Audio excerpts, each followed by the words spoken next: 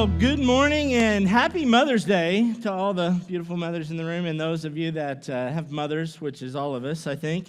Good morning to you. It's good to have you guys with us today. We are in the, I forgot what week it is, but we are in the 5th week of this series that we were calling Heroes of the Faith, and really just have been looking at some of the heroes in our faith. If you're new, if you're just joining us for the first time, or if you're watching for the first time, we've just been talking about heroes of the faith, people that are part of our church history, people that are part of this faith religion that we believe, that have been influential. And I didn't plan it this way, but it just so happens today we've been highlighting these heroes of the faith and men and women. And it's appropriate today that we'll be spending some time talking about a wife and a mother today. So I didn't plan it that way, just fell that way. It's the way God works sometimes. And so I'm grateful for that. I'm excited about this story. I love this story. Just to catch you up, we kind of talked, first week we talked about Abraham, which was this guy who was obedient, but he made some really dumb decisions. And then Jacob, who was deceptive, but he was determined, and Noah, who was faithful and obedient and had moments of failure. And then we talked about Moses, who was actually a murderer and but he had a face-to-face relationship with God, and despite all of their stuff. And so we've been talking about, up to this point, it's just been men, but this week we're going to talk about a woman named Ruth. And we're gonna spend. Some of you know that story. If you're like with all of these stories, if you're church people, you know the story of Ruth, and you're thinking, okay, what's there for me to get? But I think God has something for us today, and I'm excited about this message of Ruth. And I want to just do an experiment with you really quick. If I could just set a tone and see if this sounds familiar or this theme sounds familiar at all. But let me just set the tone for this story. It's a young, attractive woman who recently widowed. She's kind of down on her luck. She moves to a new town with her elderly mother-in-law and finds modest work in the country to make ends meet, and just coincidentally happens to be working for a wealthy, distinguished, successful businessman who's well known in the community, and he's meek and he's compassionate, and he begins to rescue this woman, and they fall in love and live happily ever. I have just described every Hallmark movie you've ever seen in your entire life. Like, I don't know if you picked up on that, if you knew where that was going. If she was working at a Christmas tree farm, you would have been like, oh, I know where this is going. I see this. This guy's car breaks down and he goes. But that's the story, actually, of Ruth. It's a really cool story, and I love this story. And, if you were at our house any length of time, you would know that around Christmas, that was every Hallmark movie ever. But here's the thing. I think it almost, we read these stories and they almost seem made up, and they almost seem like they could be on a Hallmark movie, some of them, and you think, okay, that never really happens in real life. That doesn't happen. But there's this theme that in these stories over the past several weeks that I don't know if you've picked up on, but basically God calls. Men are obedient, but they're still human, right? They still do dumb things, and some of us make mistakes and make dumb decisions, but God uses them anyway to do absolutely amazing things. And so the theme is a little bit different from that this week. It's actually, it starts out pretty dark, and so my question to you is this morning, and I don't know, in a crowd this size, I don't know what you walked in here with this today or this morning or this week or how your week has been. And I know not all of our weeks are the same, but have you ever felt like you've just been dealt a difficult hand in life? Like it's just been, or your week has struggled or something, like maybe it's a series of events. Have you ever felt like, can we just pause for a minute this morning and admit that life can be difficult, right?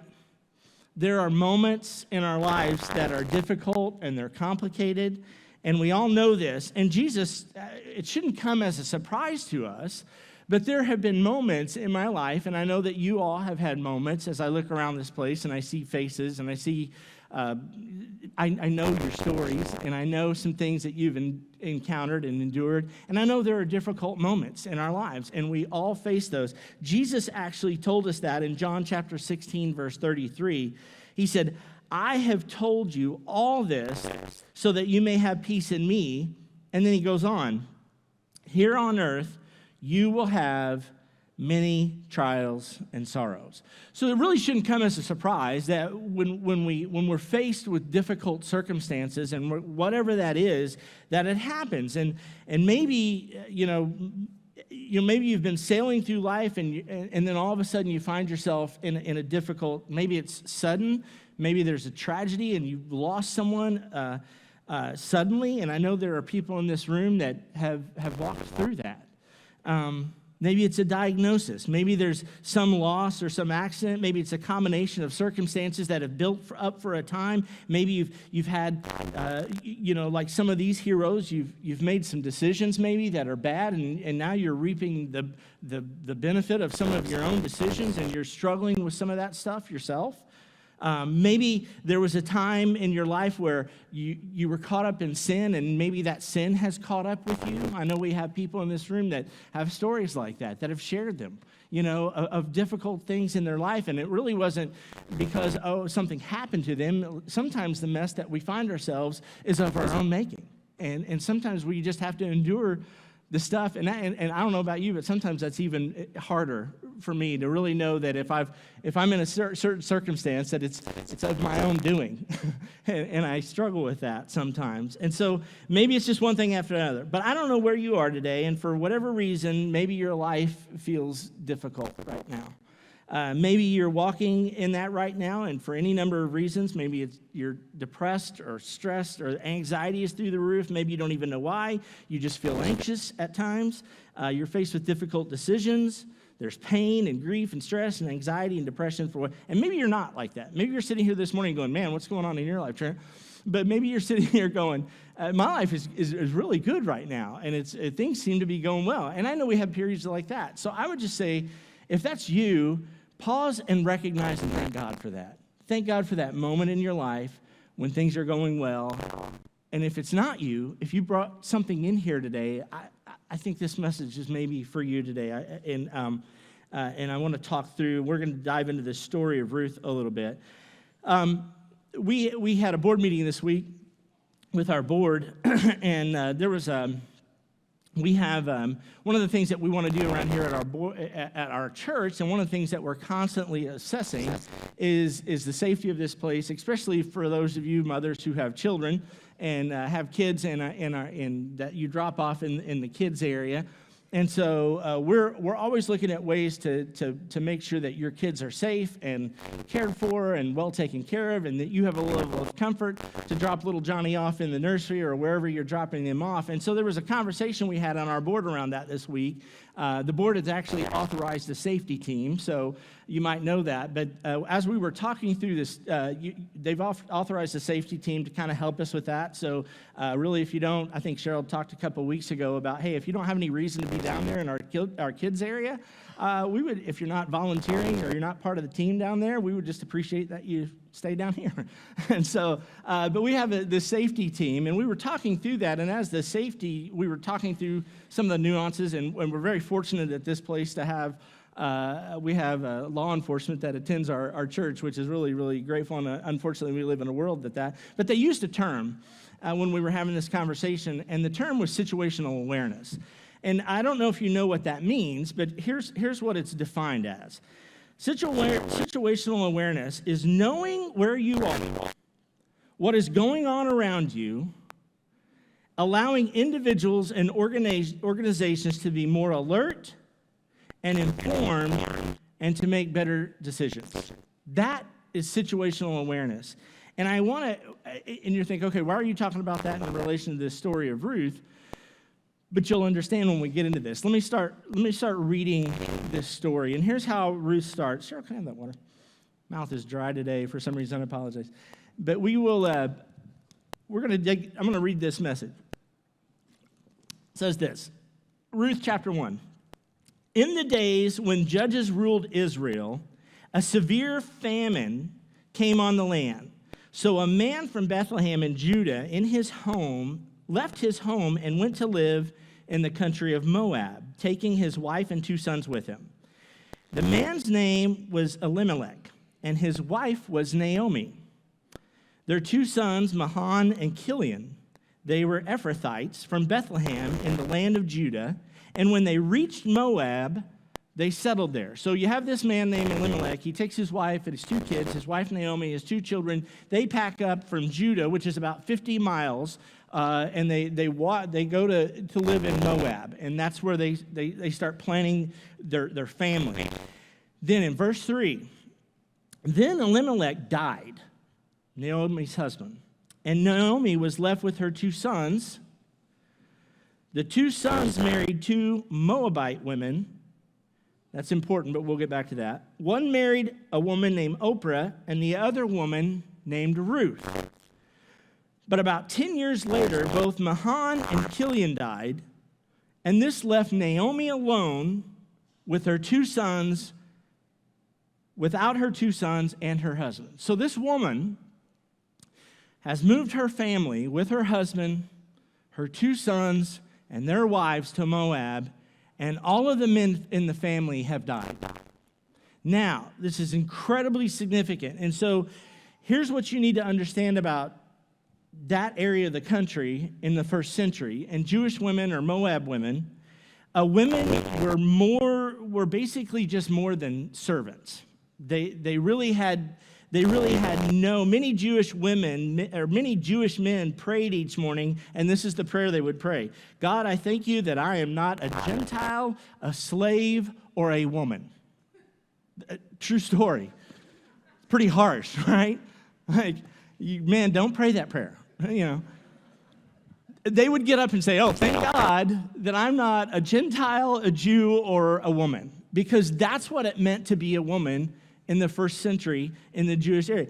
So these 3 widows, and what that meant for them was, and here's what I need you to understand the significance of what that meant for these 3 women. They would have absolutely no provision or way to care for themselves. They wouldn't have owned any property. They wouldn't have had a job. They would have had no way of making any kind of a living. The legal and economic rights in that day were only given to men. So they had no legal or economic rights whatsoever, and they have just lost every man in their family. They were 50 miles away from their homeland. No clear title to land and absolutely no way of making a living. And clearly these ladies found themselves in a very desperate state of existence. I can't imagine, and some of you have felt that level of stress. Maybe you've lost your job, or you've lost your ability to provide for your family, or you didn't know how you were going to pay for things, and you didn't know what we're going to do this week to keep the lights on or the water on, or maybe you've never lived in that situation. But these women, clearly, just imagine, on top of the crippling grief that they would have had of losing their husband, Naomi, losing her husband and her 2 sons, she also had these 2 daughter-in-laws and no way to provide for anything for them. And so Naomi is she begins to become what we would call situationally aware. Let me remind you of that definition. Knowing where you are, what's going on around you, allowing individuals and organizations to be more alert and more informed. So Naomi, in this moment, becomes situationally aware. She is tuned in, and it's time to face the music. At some point in time, when we're in those circumstances, we have to face the reality of those circumstances. We have to be honest with ourselves, and Naomi began to state the cold, hard facts to her daughter-in-law. Here's what she said. She begins to realize the situation that they are in and how critical and desperate it is. And so here's what Naomi says. But Naomi replied, why should you go with the... They actually decide to go from Moab back to Judah. But here's what Naomi says. She replied, why should you go with me? Can I still give birth to other sons who could grow up and be your husbands? That ain't going to happen. I mean, she's just being real.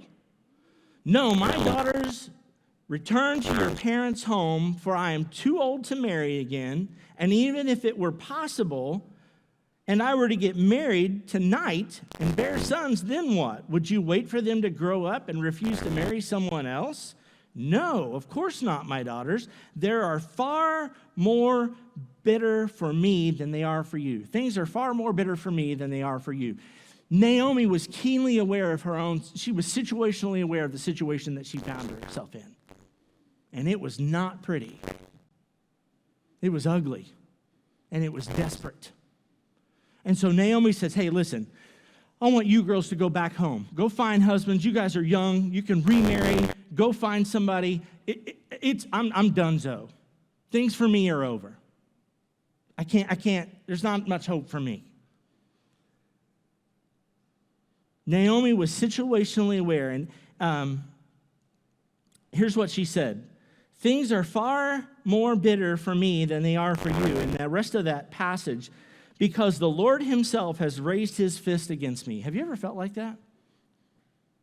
Have you ever had a moment when you felt like the Lord himself has raised his fist against you? Like everything in your life is crumbling? I've been there.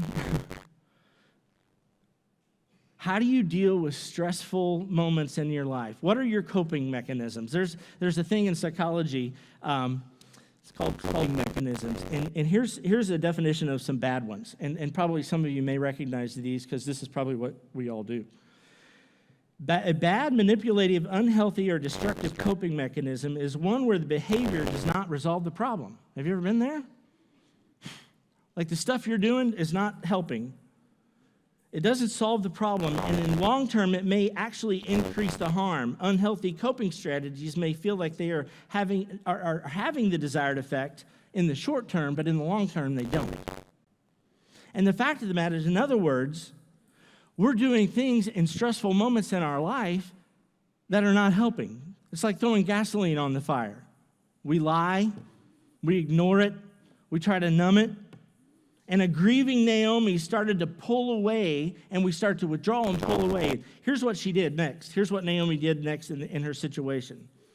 But on the way, Naomi said to her daughters-in-law, go back to your mother's homes, and may the Lord reward you for your kindness to your husband and to me. May the Lord bless you with the security of another marriage. Then she kissed them goodbye, and they all broke down and wept. So Naomi says, hey, listen, just go back. I'm done. You guys go marry somebody else. It's desperate for me. They cry and weep. And then I read a quote this week. I love this quote. It was from, it's actually from Eeyore. Does anybody know who Eeyore is? We decorated Tatum's baby room in Winnie the Pooh. And so at our house. And there's a great quote that I read by Eeyore this week, and I want to share it with you. It says this. You know, because Eeyore's always depressed. Have you ever watched Winnie the Pooh?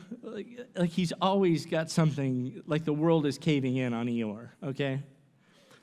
Here was his quote. Sometimes when you say, I'm okay, I need someone to look me in the eyes, hug me tight, and say, I know you're not. And I love that. Because I think there's so many times that we're carrying things in our lives, and we say, hey, I'm okay, but I know you're not. And so the moral of this story is everybody needs a Ruth. Because that's exactly what Ruth did to Naomi.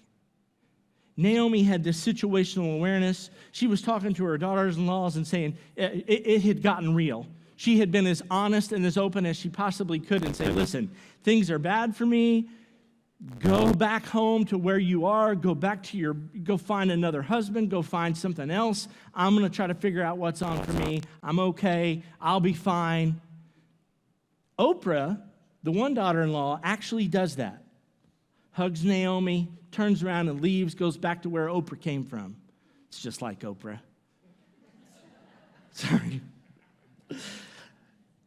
She goes back to where she came from, but Ruth was Eeyore. Here's what Ruth replied to Naomi. But Ruth replied, don't ask me to leave you and turn back. Wherever you go, I will go. Wherever you live, probably one of the most famous passages of scriptures, gets read at weddings a lot. Wherever you go, I will go. Wherever you live, I will live. Your people will be my people, and your God will be my God. Because, see, Moab she kind of converted. Wherever you die, I will die, and there I will be buried. And may the Lord punish me severely if I allow anything but death to separate us. When Naomi saw that Ruth was determined to go with her, she said nothing more. And that's exactly what Ruth did. She's like, I'm going with you. My place is with you. Now, everyone, I don't care who you are, at some time in your life are going to need a Ruth. You're going to need somebody to look you in the eye and say, I know you're not okay. And that's okay. I love you. And I'm going with you. Maybe you're not here today and you are the Naomi. Maybe you're here today and you are the Naomi. You're tempted to isolate yourself. You want to withdraw. You want to keep it all in. And we live in a culture where self-care is seen as a sign of weakness.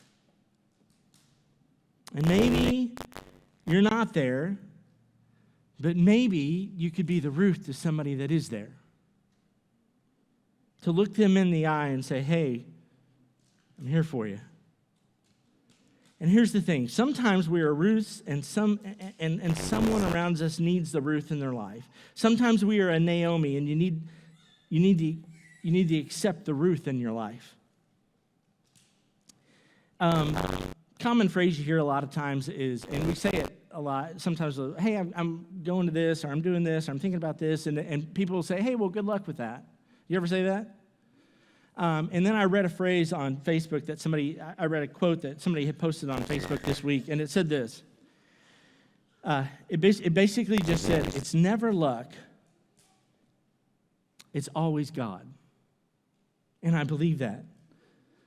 I mean, luck is what you have in horseshoes and hand grenades, right? That's what they say. But I really don't believe in luck. And I read that. I love that. And we see that demonstrated over and over and over in the life of Ruth. And Ruth's desire, and here's what you need to understand about Ruth's decision to stay with Naomi, it was uncertain.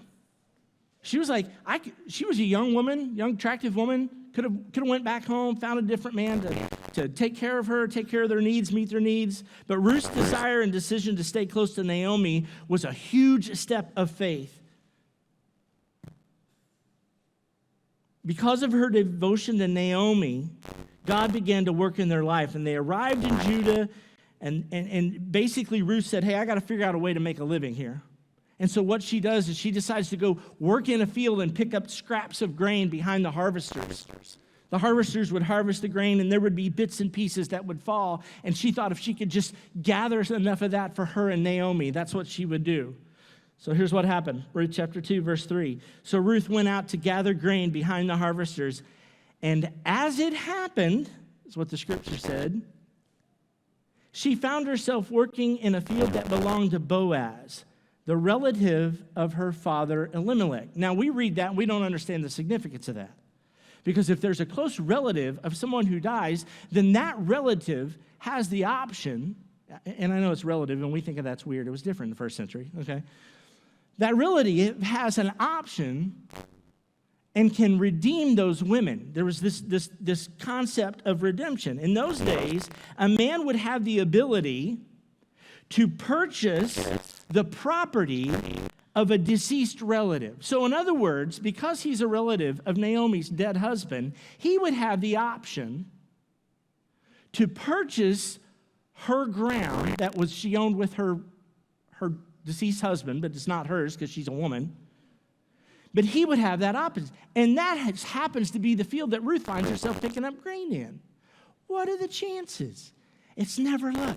It's always God. He always has a purpose. He always has a plan for everything, even when we cannot see it. Here's the definition of a redeemer. And we hear that word around church all the time. We talk about Jesus being our redeemer, but I don't know if we really understand the word. Here's what that meant. A person who brings goodness and honor and value to something again. In other words, when these women lost their husbands, they had zero value in society. They needed, as messed up it is, a man to redeem them so that they would have value again. Boaz could, in fact, redeem Ruth and her mother-in-law, Naomi. And if Ruth and Boaz got together, then all of a sudden they're redeemed. So for this to happen, Ruth would have to take another step of faith. So they know this. Ruth and Naomi know this is a possibility. And they're like, hey, this guy could be one of our redeemers. Boaz owned this field. He allowed her to pick up grain. In fact, he even instructed some of his harvesters to leave some grain extra so that they had enough to gather. You think that's coincidence? It is not. It was God's favor. It was his plan that led to something incredible. And we're going to get to that if you don't know the end of the story. On this day, Naomi said to Ruth, they had this epiphany. My daughter, it is time that I found a permanent home for you. I've said that about my kids a lot. I go home and tell you, you're Rachel and Caden, anyway. My daughter, it is time that I found a permanent home for you so that you will be provided for. That's what Naomi said to Ruth. She's like, hey, this can't work. You got to find it. And so they know that Boaz is an option here. So here's the plan that Naomi said in verse 3. Now, do as I tell you. Take a bath. Always a great start when you're looking to court somebody. Take a bath and put on perfume and dress in your nicest clothes. That's what we do when we're trying to find that special someone. Rachel? Then go to the threshing floor. But now this is a little risque. Okay, so here's what. Then go to the threshing floor, but don't let Boaz see you until he has finished eating and drinking.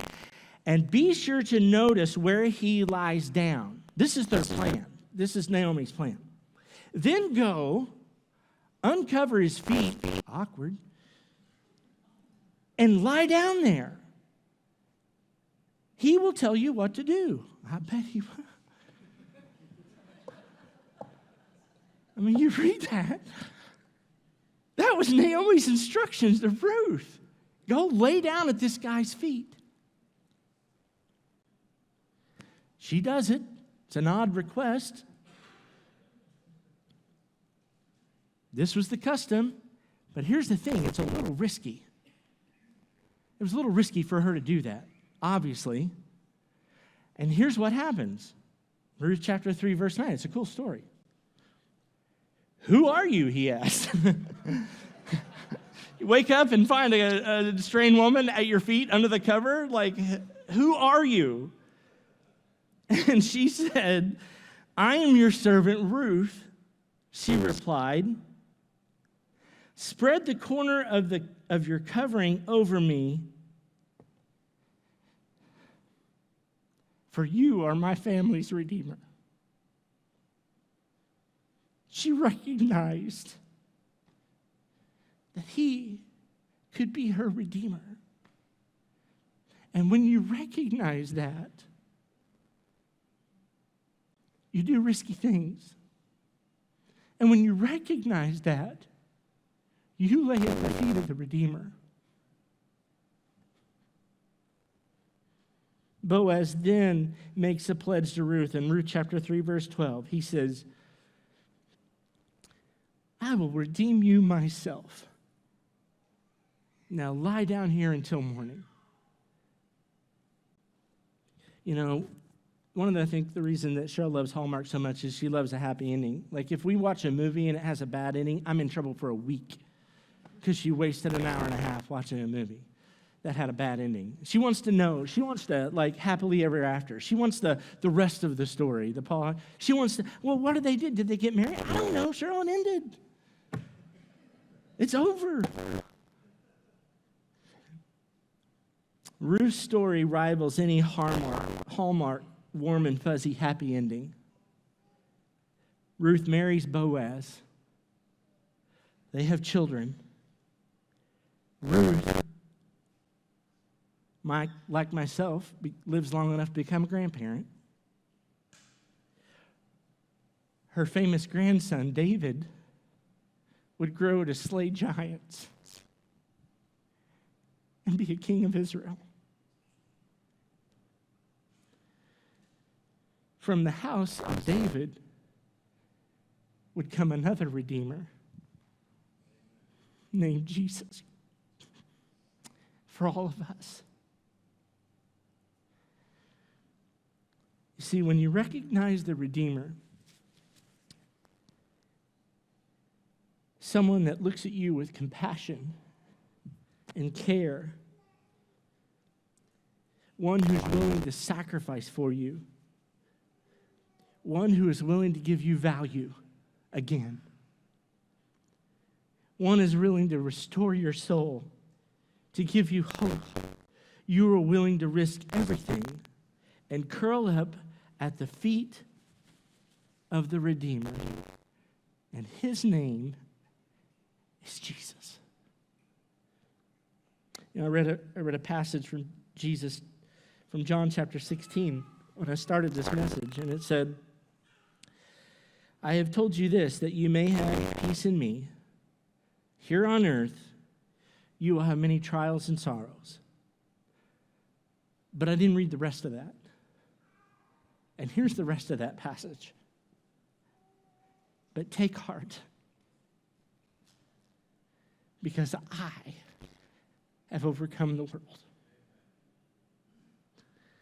Take heart, it means to gain courage or confidence, to begin to feel better, to be more hopeful, to take heart that things will get better soon. And I'm here to encourage you this morning, take heart. We have a Redeemer, someone who gives us value, someone who forgives us, someone who provides for us, someone who will protect us, someone who will give us hope, and someone who will overcome the world. And I'm grateful for that, and I want to encourage you with that this morning. Stand with me.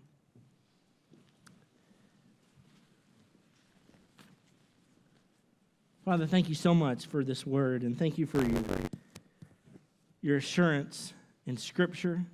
Father, I thank you so much for just your faithfulness and presence in our lives. And Father, even though that there may be people in this room right now that are struggling, that are wrestling with things, that are in difficult times, well, none of us are immune to that, Father. But Lord, I just pray that we would take hope, that we would be willing to lay at the feet of Jesus, that we would be willing to lay at, that we would have enough guts to lay at the feet of the Redeemer. And Father, I just pray that you would guide and direct us. Lord, that you have a plan for our lives. And it's not by coincidence, and it's not by happenstance, but it's purposeful and it's meaningful. And there is a plan in your kingdom and a role that we play in that. And Father, I just pray if there's somebody here that's wrestling with things this morning, that they would be encouraged. Lord, that they would cry out to you, that they would feel your presence in their life like they never have before. Thank you for this word. Thank you for this story of Ruth and her faithfulness and her commitment to Naomi. And Lord, in your faithfulness in turn to her. Lord, I just pray that that would be an outline of our lives as we leave this place. Help us to be that kind of impactful to those people around us who are hurting and that need a special touch from someone. Lord, speak to us and help us to be responsible with those individuals when you bring them into our lives. Thank you for your goodness and your love for us today. In your precious holy name I pray. Amen. Thank you. Have a great week.